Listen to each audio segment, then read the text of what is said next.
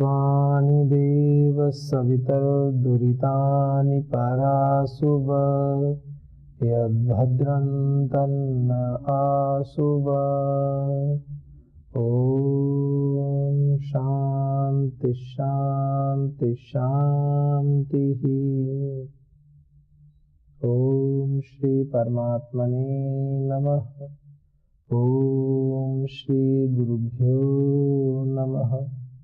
ओम सर्वेभ्यो नमः। ओम। वैदिक संस्कृति। वैदिक संस्कृति में हम स्वाध्याय कर रहे हैं अग्निहोत्र में प्रयुक्त मंत्रों का। ईश्वर स्तुति प्रार्थना उपासना से लेकर के जो भी मंत्र हम आहुतियों में देते हैं, साकल्य जो प्रस्तुत करते हैं हवि के रूप में, और उस पूरे मंत्र को, उस पूरी विधि को करने के पश्चात जो प्रार्थनाएं करते हैं, राष्ट्रीय प्रार्थनाएं होती हैं, फिर सृष्टिकृत मंत्र से आहुति देते हैं। तो बहुत सुंदर मंत्र हैं, उनके विषय में हमने देखा, उनके अर्थों के विषय में हमने स्वाध्याय किया। और जितना भी मंत्रों के अर्थों को देखते हैं तो एक सामान्य समझ उत्पन्न होती है कि वेद के मंत्र मनुष्य के विकास के लिए, उसकी आध्यात्मिक चेतना के विकास के लिए सदैव प्रेरित करते हैं। मनुष्य को उसके कर्तव्यों का बोध कराते हैं और प्रतिपल यह एहसास कराते हैं कि ईश्वर सदैव हमारा रक्षक है, ईश्वर सदैव हमारे अंग संग है, हमें प्रेरित करता है और सदैव हमारे द्वारा की गई जो भूल है, जो त्रुटियां हैं, यदि आपका हृदय सात्विक है तो उनका दिग्दर्शन कराता है।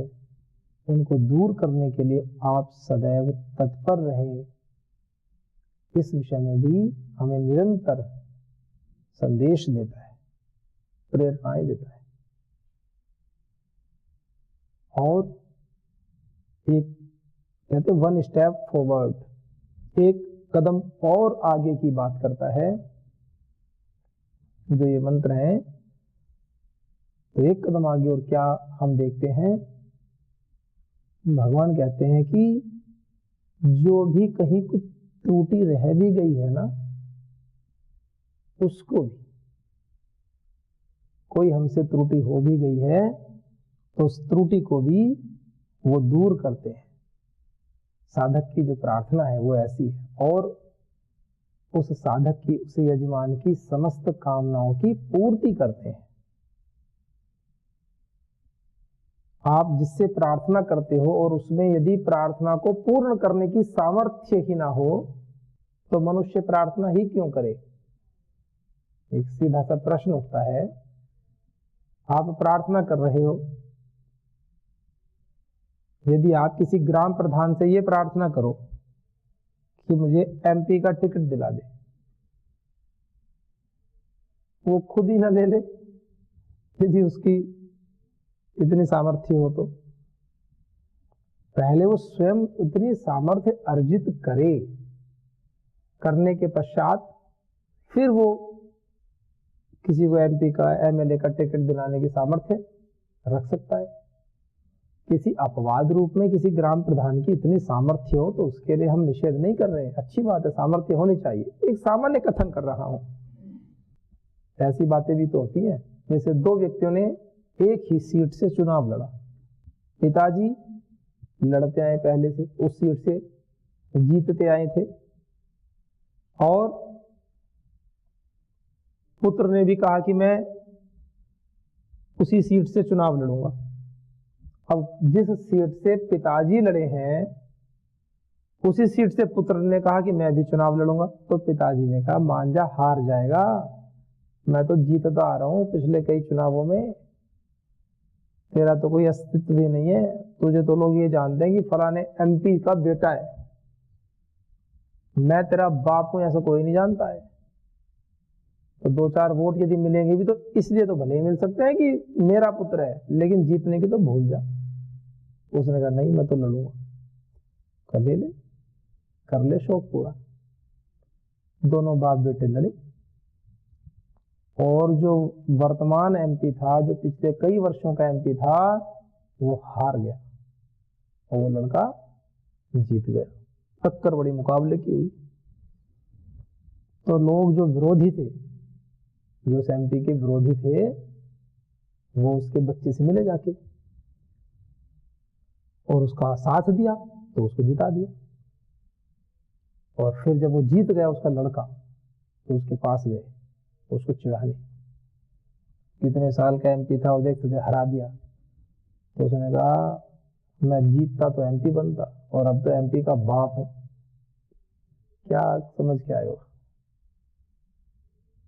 जीतता तो स्वयं एमपी बनता और अब तो एमपी का बाप हूं, मुझे क्या दिक्कत है?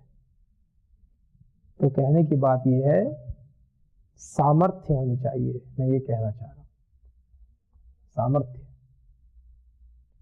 और सामर्थ्य को अर्जित किया जाता है। सामर्थ्य ऐसे नहीं आती।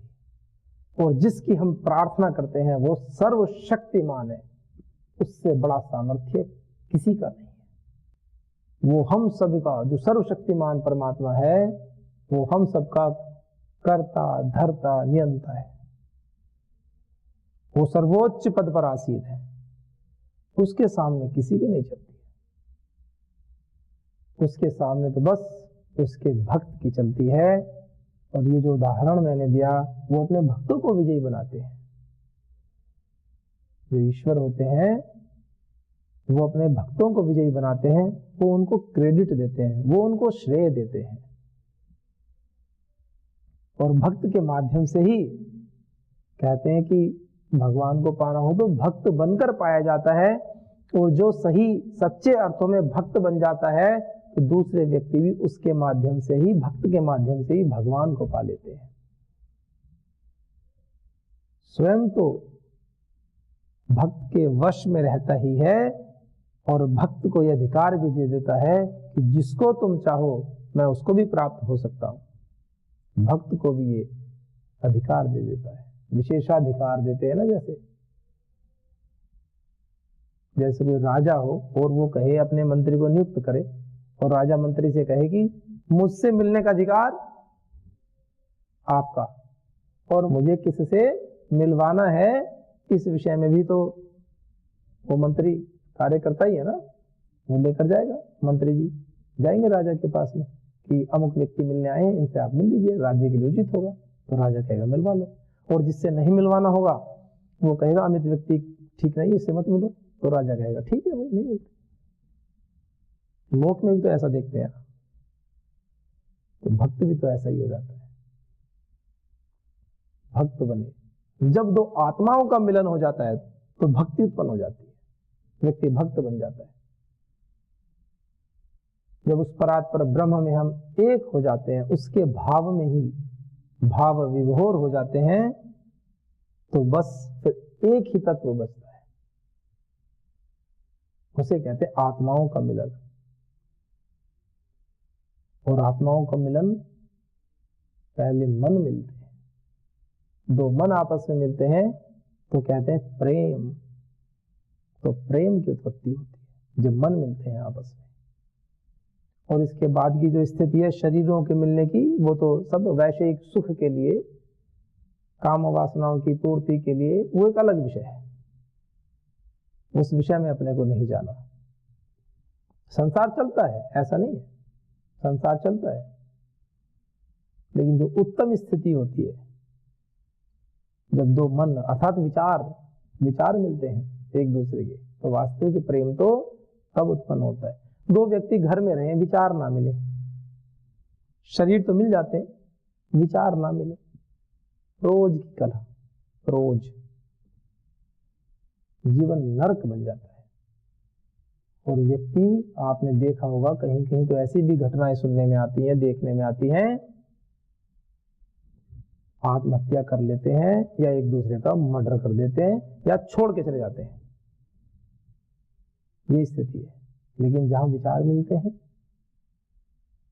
वहां तो छोड़ने का प्रश्न ही नहीं है,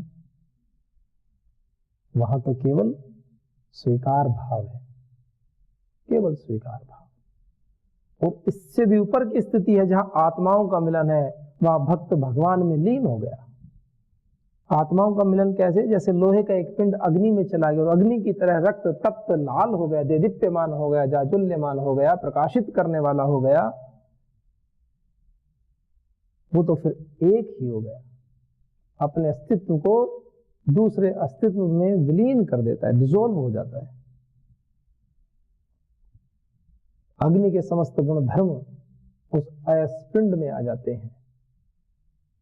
भक्त तो ऐसा होता है जो भगवान के रंग में पूरा रंग जाए। वो भी क्या, भक्त जो बचा रहे। भक्त तो भक्ति से सराबोर होता है। तो ये सब प्रार्थनाएं, यज्ञ, कर्म किस लिए हैं? हम ईश्वर के भक्त बन जाएं, अंततः हम उस ज्ञान स्वरूप परमेश्वर में मिल जाएं, उस जैसे हो जाएं। उस जैसे हो जाएं मतलब परमात्मा जैसे तो कैसे हो पाएंगे? मनुष्य की अपनी अलग सामर्थ्य है, ईश्वर तो ईश्वर है। जितने गुणों धर्मों को हमारी बुद्धि, हमारा ये अस्तित्व ग्रहण कर सकता है, उसका 100% सदुपयोग करें, ये बात है। एक बच्चा रेस में दौड़ता है, छोटा बच्चा, और हार जाता है। एक बच्चा रेस में दौड़ता है और हार जाता है, लेकिन दौड़ता पूरे मन से, पूरा पसीना पसीना, बहुत तेज दौड़ता है। लेकिन जो पास वाला है उसकी प्रैक्टिस और अच्छी अधिक है, पहले से दौड़ता है, वो जीत जाता है। लेकिन जो बच्चा पूरे मन से दौड़ा है, आनंद के साथ, मस्ती के साथ, पूरा एकात्म होकर के दौड़ा है, फिर भी यदि हार गया तो ना तो उसके माता पिता को दुख होता है, ना दर्शकों को दुख होता है, वो उसके लिए भी ताली बजाते हैं, उसके पुरुषार्थ पर भी प्रसन्न होते हैं, और एक दिन वो जीत भी जाता है। मैंने प्रारंभिक अवस्था की बात बताई, और एक दिन वो जीत भी जाता है, क्योंकि जो निरंतर पुरुषार्थ करता है वो व्यक्ति तो जीत ही जाता है, इसमें तो कोई संशय है ही नहीं। तो बस विषय है निरंतरता की, पुरुषार्थ करने की, और लगातार श्रद्धापूर्वक, ये भी बात है, श्रद्धापूर्वक। श्रीमद् भगवद गीता में कहा कि जो व्यक्ति श्रद्धावान होता है और अनसूयश्च, ऐसे काम जो असूया नहीं करता है, श्रद्धावान होता है और असूया, दोष दृष्टि नहीं रखता है।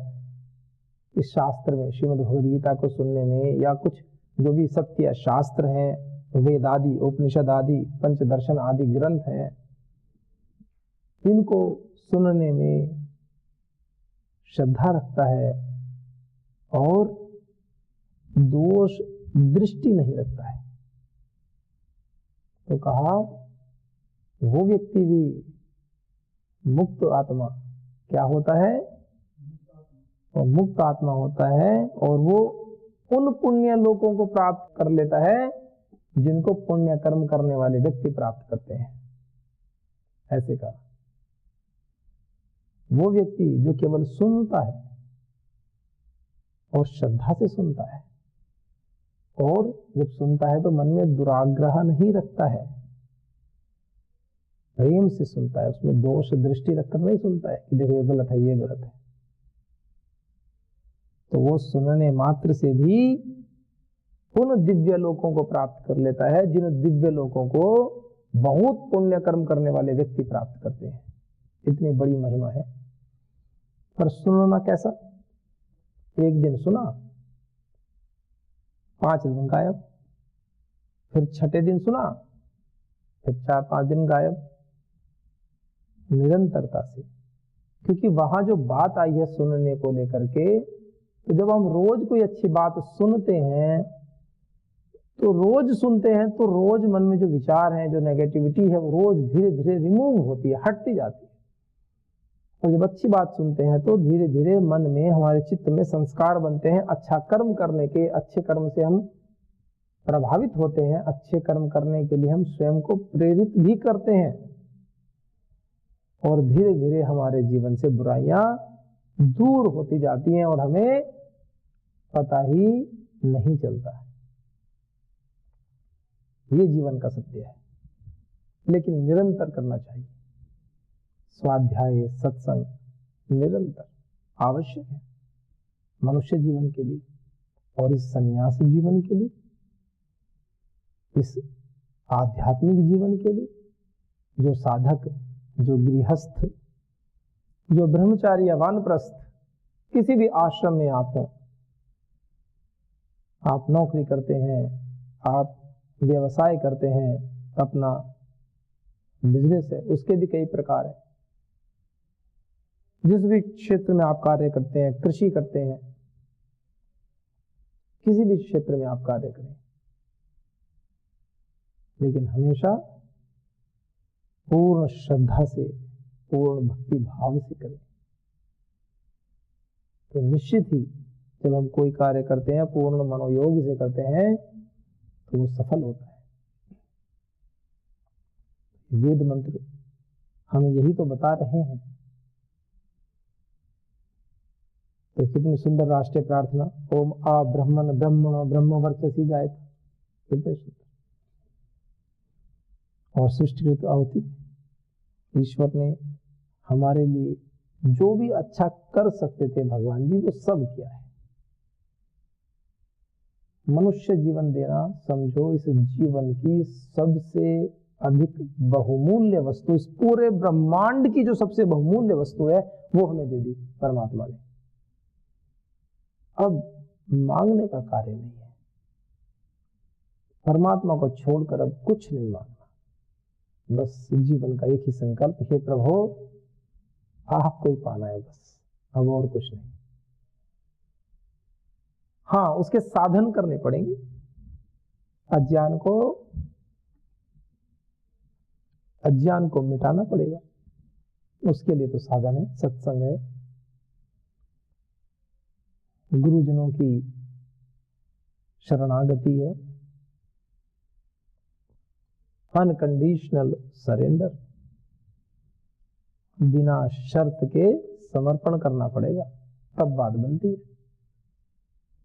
शर्तों पर सेवाएं नहीं होती हैं, शर्तों पर भक्ति नहीं होती है, शर्तों से भगवान नहीं मिलते, वो तो बिना शर्त के मिलते हैं। सेवा जब निष्काम हो जाती है, हम रोज अपने कटी वस्त्र धोते हैं, कुछ नया महसूस नहीं होता, कुछ नया अनुभव में नहीं आता है, रोज धोते हैं, अपने हैं, कभी मन में भाव ही नहीं आता क्यों धो रहे। और किसी दिन साथी का एक कटी वस्त्र दे दें धोने को, तो अच्छी बात है, ना आए तो, लेकिन ऐसी केवल मां ही हो सकती है। लेकिन किसी अन्य को दे दे कि अमित के भाई इसका कटी वस्त्र आज धो दो, कहीं कुछ भी ना चाहे, पर मन में विचार जरूर आएगा कि दूसरे का कटी वस्त्र है।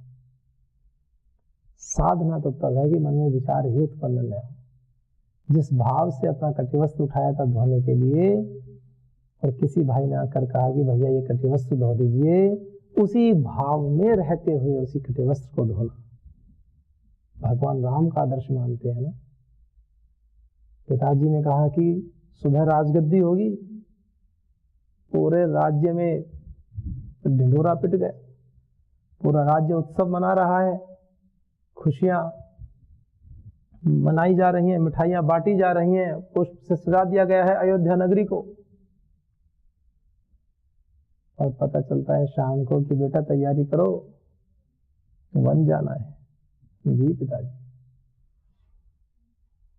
मन में भाव भी परिवर्तित नहीं है। विरोध की तो बात छोड़ दो, क्रोध की तो बात ही छोड़ दो, मन में भाव परिवर्तित नहीं है।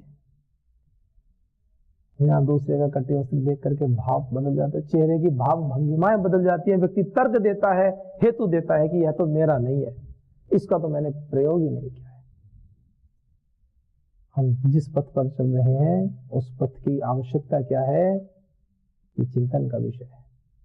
ये तो सौभाग्य की बात है,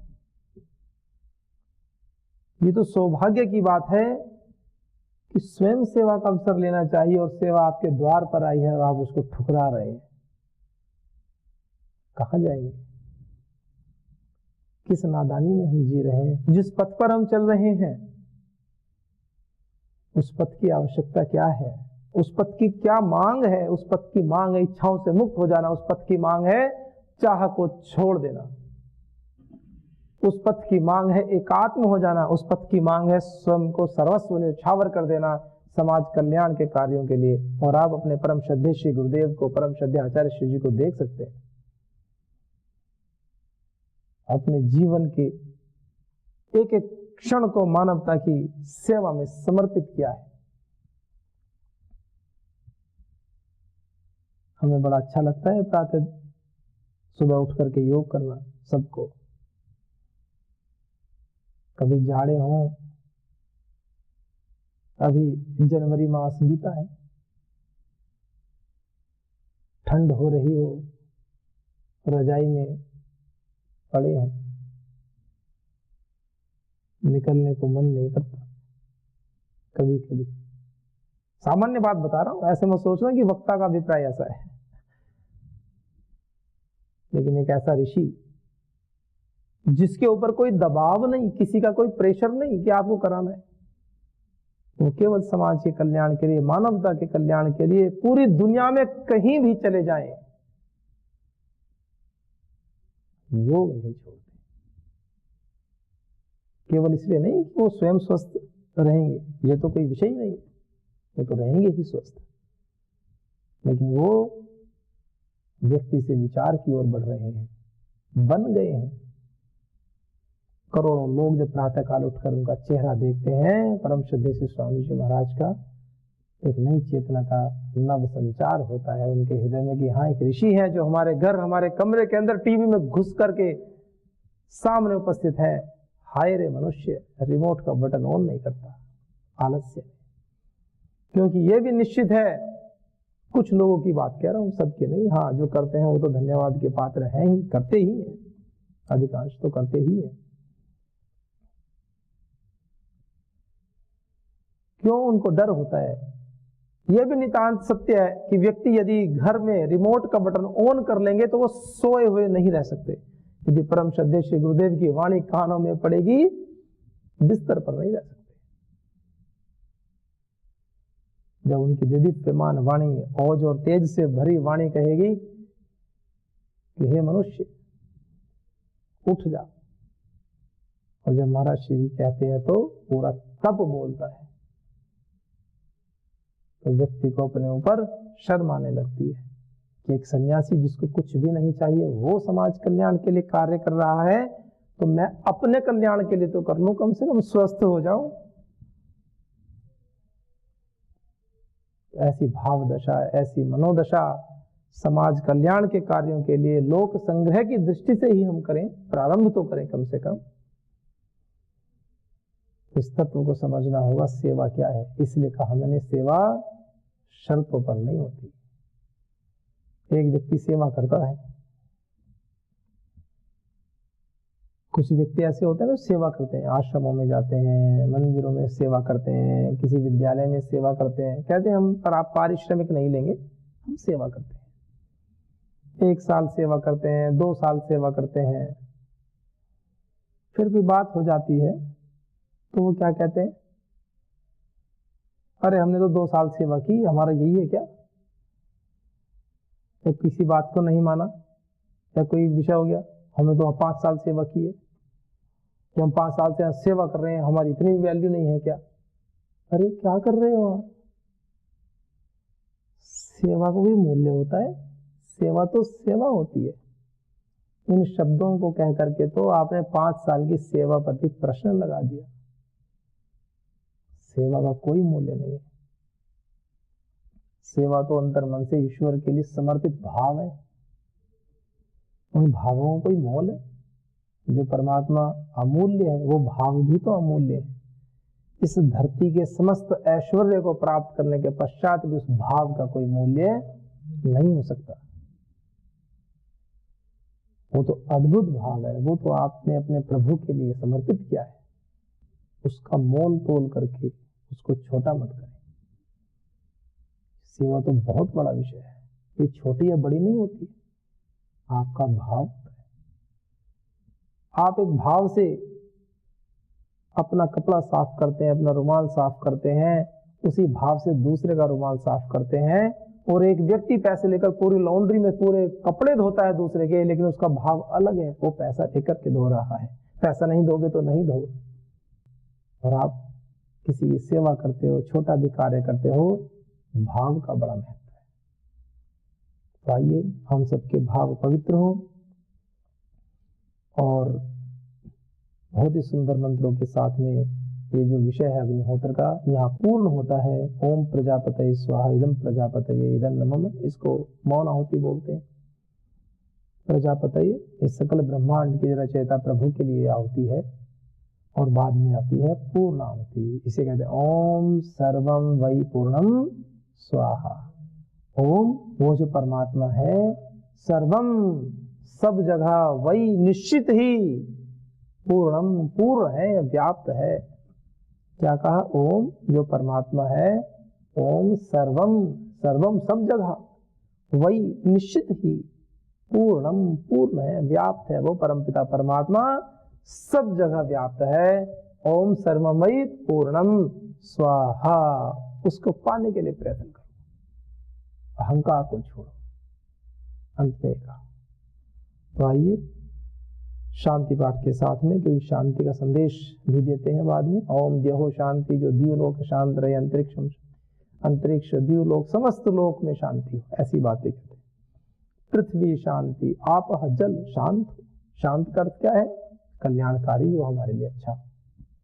और औषधय शांति, औषधियां, जो भी औषधियां होती हैं जिनका हम सेवन करते हैं वो भी शांत हो, अर्थात अपने समस्त स्वरूप को प्रकाशित करने वाली हो। और वनस्पतयः शांति, वनस्पतयः जितने भी वनस्पतियां हैं वो भी शांत रहें, पूर्ण विकसित हों, खिले, फल फूल, समस्त वनस्पतियां पेड़ पौधे अपनी पूर्ण अवस्था को प्राप्त करें। और विश्वे देवाः शांति, और विश्वे देवा समस्त देवतागण, समस्त जितने भी हमसे बड़े व्यक्ति हैं वो सब शांत का अर्थ है हमारे प्रति कल्याण भाव रखें, हमारे कल्याण की कामना करने वाले हों। ब्रह्म शांति, जो सर्वव्यापक परमात्मा सर्व से बड़ा है वो भी शांत, अर्थात हमारे लिए कल्याण करने वाला, वो कभी भी कुपित ना हो। ब्रह्म शांति, सर्वम शांति, और अंत में का सब भगवान, सब कुछ शांत हो जाए, कल्याणकारी हो जाए, हमारे मोक्ष मार्ग में हमारी उन्नति के लिए हमें सहयोग करने वाला हो जाए। और का ओम शांति ही शांति ही शांति। ओम शांति, जल भी शांत, थल भी शांत और नभ भी शांत।